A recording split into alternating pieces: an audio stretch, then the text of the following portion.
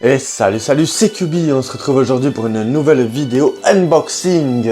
Cette fois-ci, on va ouvrir 3 figurines miniatures. Il y a quelques années, quand je me suis décidé à commencer à collectionner les figurines Dragon Ball en particulier, j'ai eu un petit coup de cœur pour une gamme que je trouve vraiment super cool. Je veux évidemment parler des WCF. Cette gamme de figurines miniatures Dragon Ball possède énormément de personnages variés, même certains très rares, très peu sortis en figurines. J'avais envie de me lancer dans cette collection-là, sauf que j'ai commencé beaucoup trop tard et je me suis dit que je n'arriverai jamais à voir la collection complète. J'ai donc fini par me résoudre et à décider de ne pas m'y lancer complètement. J'ai en ma possession quelques figurines WCF, mais vraiment pas beaucoup. Ici, je vais vous présenter 3 WCF. La Goku Super Saiyan Blue, la Black Goku Super Saiyan Rosé et on va terminer par la méga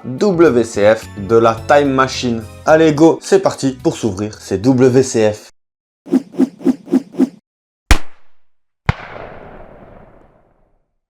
Alors, cette Goku Super Saiyan Blue, on peut voir que c'est le volume 5 de WCF. On peut voir ici en bas que c'est la figurine 25 de Dragon Ball Super. Estampillé Dragon Ball Super et Ban Presto à l'édition évidemment. Et de ce côté-là, on peut voir les différentes figurines qui sont sorties avec ce volume 5. Donc la Goku STJ Blue, celle que l'on va ouvrir ici. Vegeta avec sa petite sucette à la bouche. Ici, on peut voir un clone de Vegeta de la planète Pot-au-Feu, si je me souviens bien, dans Dragon Ball Super. Ici, on a Jaco. Ici, Zeno. Et puis, un garde du corps de Zeno. On peut directement l'ouvrir. Pam. On enlève le capuchon, on lui écarte les oreilles. Et est-ce que j'avais remis dans son sachet quoi? Même pas.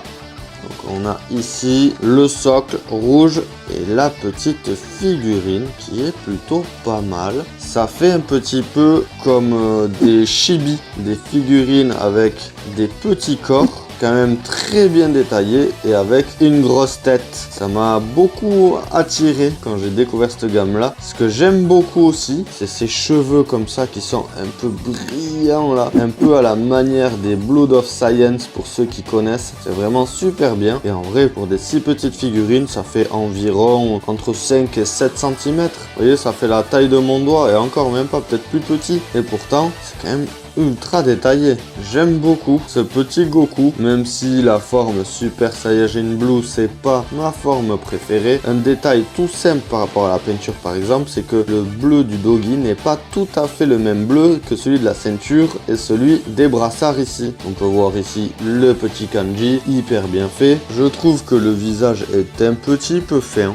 Du détail aussi beaucoup dans la ceinture je trouve. Alors évidemment, sur ces toutes petites figurines, il n'y a pas vraiment de nuances de couleur, mais on peut pas leur en vouloir. Sur une si petite taille, c'est un petit peu compliqué. D'ailleurs, on peut voir ici un petit aplat de peinture rouge sur le bleu là qui ne devrait pas y être. On peut voir aussi un petit peu les jointures à droite à gauche, mais vraiment dans l'ensemble, cette petite figurine est vraiment cool. Voici la WCF suivante, c'est Black Goku en Super Saiyajin Rosé. On peut voir ici que c'est le volume 7.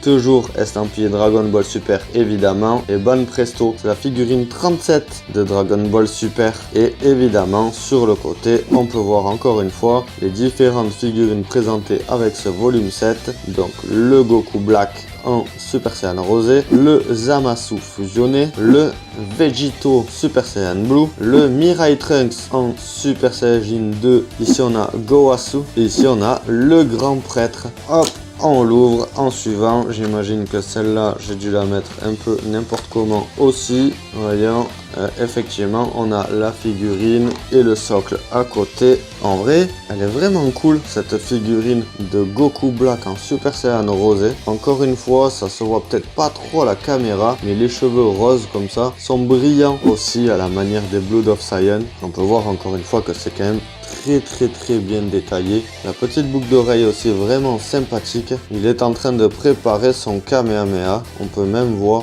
les petits ongles, la petite bague sur le doigt. Le doggy assez bien réalisé avec des pliures un peu partout et les petites bottes bien pointues. Je sais pas ce que vous en pensez, mais moi elles me plaisent beaucoup ces petites WCF. Si j'avais découvert ça beaucoup plus tôt, je crois que je les aurais toutes achetées. Et on termine avec cette méga WCF qui est vraiment trop stylée, je trouve. En tout cas moi je l'adore. C'est la Time Machine de Mirai Trunks. La boîte vraiment stylée, estampillée Dragon Ball Super, bande presto, la petite Dragon Ball là sur le côté, la Time Machine avec à l'arrière une petite photo de l'univers de Mirai Trunks détruit.